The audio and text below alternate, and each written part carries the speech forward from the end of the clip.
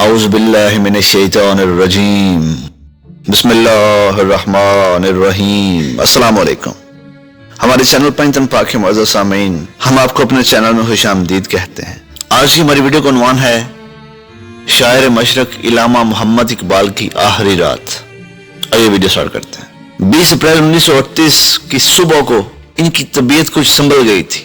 انہوں نے معمول کے مطابق دلیے کے ساتھ چائے کی پیالی پی، میاں محمد شفیع سے اخبار پڑھوا کر سنا اور رشید حجام سے شیف بنوائی۔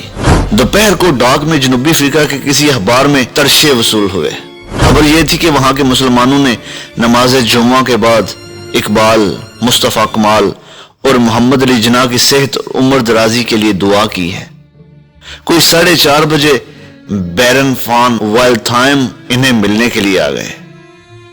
بیرن فان والتھائم نے جرمنی میں اقبال کی طالب علمی کے زمانے میں ان کے ساتھ کچھ وقت گزارا تھا، اور اب وہ جرمنی کے لیڈر ہٹلر کے نمائندے کی حیثیت سے ہندوستان اور افغانستان کا سفر کر کے شاید ان ممالک کے حالات کا جائزہ لے رہے تھے۔ ہندوستان کا دورہ مکمل کر چکنے کے بعد وہ کابل جا رہے تھے۔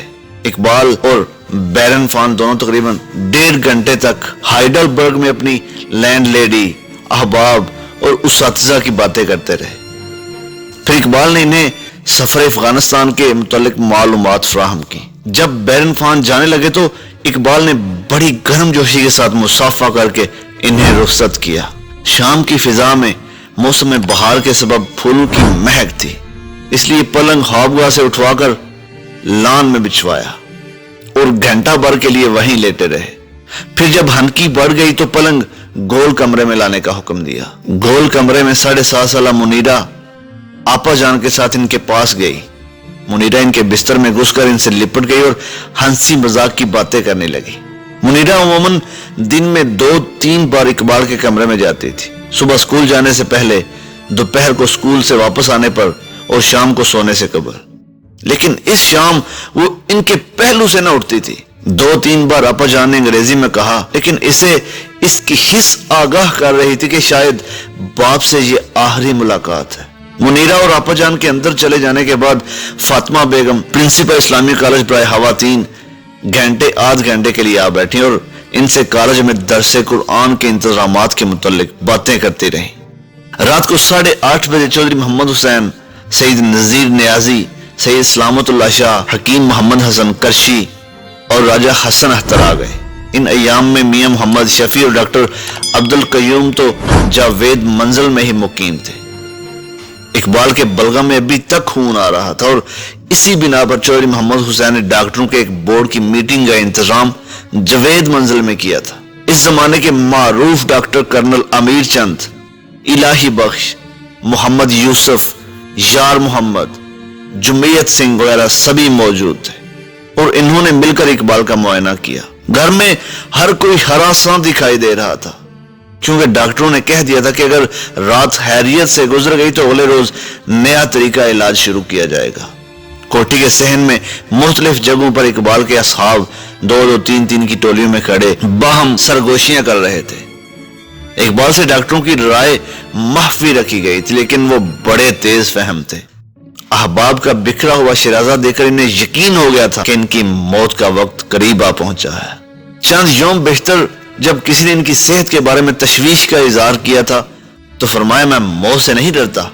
بعد ازاں اپنا یہ شعر پڑھا تھا، نشان مرد مومن با تو گوئم، چوں مرگ آئد تبسم بر لب اوست۔ اس رات وہ ضرورت سے زیادہ حشاش بشاش نظر آ رہے تھے۔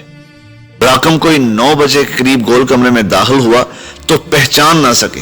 پوچھا، کون ہے؟ راکم نے جواب دیا، جاوید۔ ہنس پڑے، فرمایا، جاوید بن کر دکھاؤ تو جانے۔ پھر اپنے قریب بیٹھے ہوئے چودھری محمد حسین سے مخاطب ہو کر فرمایا، چودھری صاحب، اسے جاوید نامہ کے آخر میں وہ دعا حتاب بے جاوید ضرور پڑھوا دیجیے گا۔ اتنے میں علی بخش اندر داخل ہوا، اسے اپنے پاس بیٹھنے کے لیے کہا۔ علی بخش نے بلند آواز سے رونا شروع کر دیا۔ چودھری محمد حسین نے اسے حوصلہ رکھنے کی تلقین کی، فرمایا، آخر 40 سال کی رفاقت ہے، اسے رو لینے دیں۔ رات کے 11 بجے اقبال کو نیند آ گئی۔ میاں محمد شفیع اور ڈاکٹر عبدالقیوم کے علاوہ راجہ حسن اختر نے اس رات جاوید منزل ہی میں قیام کیا اور باہر لان میں چارپائی بچھا کر لیٹ گئے۔ راکم بھی حسب معمول اپنے کمرے میں جا کر سو رہا۔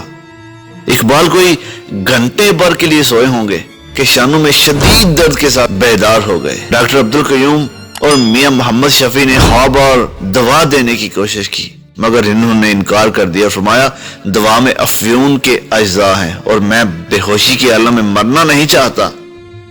علی بخش اور میاں محمد شفیع ان کے شانے اور کمر دبانے لگے تاکہ درد کی شدت کم ہو سکے، لیکن 3 بجے رات ان کی حالت غیر ہو گئی۔ میاں محمد شفیع حکیم محمد حسن کرشی کو بلانے ان کے گھر گئے، مگر ان تک رسائی نہ ہو سکی اور ناکام واپس لوٹ آئے۔ اقبال درد سے نڈھال تھے۔